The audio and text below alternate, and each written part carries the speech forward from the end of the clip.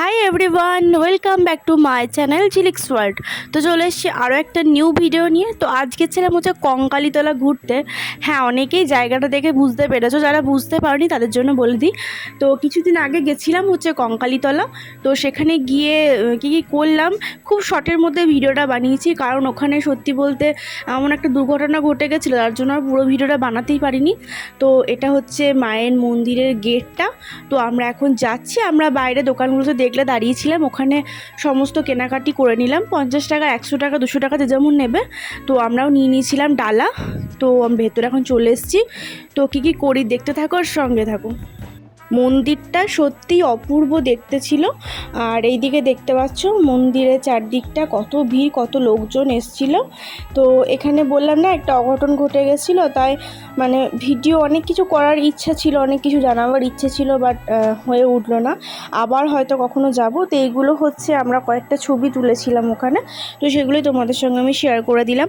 আর একটা জিনিস আমি জানতাম না যে শ্মশানের কোনো কালী মায়ের মূর্তি বা ছবি বাড়িতে পুজো করা যায় না। তো সেজন্য আমি একটা ছবি নিয়ে এসে বাড়িতে পুজো করছিলাম। তো এটা কি সত্যি, তোমরা জানলে অবশ্যই কমেন্ট করে জানিও। তো এখানে লাইন দিয়ে দিয়েছে, পিসিমণিরা লাইনে ছিল। আমি যেহেতু পুজোটা দিতে পারবো না, তো আমি পুজো দিইনি। আর আমার মন্দিরে যাওয়ার ইচ্ছেটা অনেক দিনেরই ছিল। তো আজ যাব কাল যাব করে কোনো কারণবশত আর যাওয়াই হয়েই উঠছিল না। তাই ভাবলাম পুজো দিতে না পারি, অন্তত একবার মায়ের মুখটাও দেখে আসি, দূর থেকে হলেও দেখে আসি। কারণ এখন না গেলে আবার কখন যাওয়া হবে জানি না। তাই সুযোগটা যখন ছিল আমি চলে এসেছি। আর এখানে সত্যি একটা আলাদাই শান্তি লাগছিল, কারণ তোমরা তো সবাই জানোই মন্দির মানেই হচ্ছে শান্তির জায়গা। তবে হ্যাঁ, আরও একটা জিনিস এখানে আমার খুব ভালো লাগলো, যেটা আমরা খোয়াই হাটে গিয়ে আমরা যেসব জিনিসপত্রগুলো কিনি সেই রকমই সেম কম দামের মধ্যে, সমস্ত দামের মধ্যে যেরকম চাও তোমরা, তো সেরকম দামের মধ্যে এখানেও খোয়াই হাটের সমস্ত জিনিস তোমরা মন্দিরের ভেতরেই এক সাইডে পেয়ে যাবে। যারা গেছো তারা তো জানোই মন্দিরটা কোথায়, কি কি পাওয়া যায় কি না। তো আমার মতো যারা প্রথম যাবে ভাবছো বা যারা এখনও যাওনি, শুধুমাত্র তাদের জন্য জিনিসটা জানিয়ে দিলাম। আর এই সেই পুকুরটা যেখানে মায়ের কঙ্কালগুলো পড়েছিল। তো এই পুকুরটা প্রণাম করে নিচ্ছিল সবাই, এখানেও সবাই পুজো দিচ্ছিল। আমি তো পুজো দিতে পারবো না, আগেই বললাম। যেহেতু সেহেতু মারা গেছে, 1 বছরও হয়নি, শুধুমাত্র মন্দিরটা এসছি, মন্দিরের ভেতরে আমি ঢুকতেও পারিনি, দূর থেকে মাকে দর্শন করলাম, তাতেই শান্তি লাগছে। পরে আবার এসে কখনো নিশ্চয়ই মাকে পুজো দিয়ে যাব।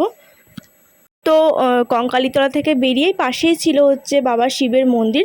তো তোমরা সকলেই জানো যে যেখানেই সতীপীঠ থাকবে সেখানেই বাবা শিব থাকবেন সতীপীঠকে রক্ষা করার জন্য। আর এইদিকে রথের আগে গেছিলাম, তো দেখলে একটা রথ রেডি করছিল ওরা। তারপরে ওখানে মন্দিরে অনেক ভিক্ষুক বসেছিল, তাদেরকে কিছু টাকা দেওয়ার আমি চেষ্টা করেছিলাম আমার সাধ্য মতো। আর ওখানে 50 টাকা টিকিট মূল্যে ভোগের ব্যবস্থা আছে, তবে সেটার জন্য আপনাদেরকে একটু তাড়াতাড়ি যেতে হবে। আমি টাইমটা ঠিক জানি না যে কটা থেকে কটা পর্যন্ত দেওয়া হয়, বাট আমরা যেহেতু 11:30টায় পৌঁছেছিলাম, আমরা কিন্তু টিকিটটা পাইনি। তাই আমরা নিরামিষ খেতে চলে গেছিলাম মানসাহের রোডে। তাছাড়া কোথাও নিরামিষ খাবার দাবার পেলাম না। তো এখানে 50 টাকায় দেখতে পাচ্ছ কত কিছু, প্লাস এখানে ছিল এসি রুম। তো তোমরা যদি নিরামিষ খাবার খেতে চাও বোলপুরের মধ্যে, তাহলে অবশ্যই মানসাহের রোডে চলে যেও। তো তারপরে আমরা খাওয়া দাওয়া করে চলে এসেছিলাম খোয়াইয়ের হাট কিছু কেনাকাটা করার জন্য। তো কেনাকাটা করে নিয়েছিলাম, তো বাবার জন্য কিছু কিনেছিলাম, নিজের জন্য কিছু কিনেছিলাম। তো তারপরে আমরা বাড়ি চলে এসেছিলাম। তো ভিডিওটা এই পর্যন্ত। যদি কিছু ভালো লেগে থাকে তাহলে like, comment, share and subscribe করে দিও। আর ভিডিওটা দেখার জন্য থ্যাংক ইউ সকলকে।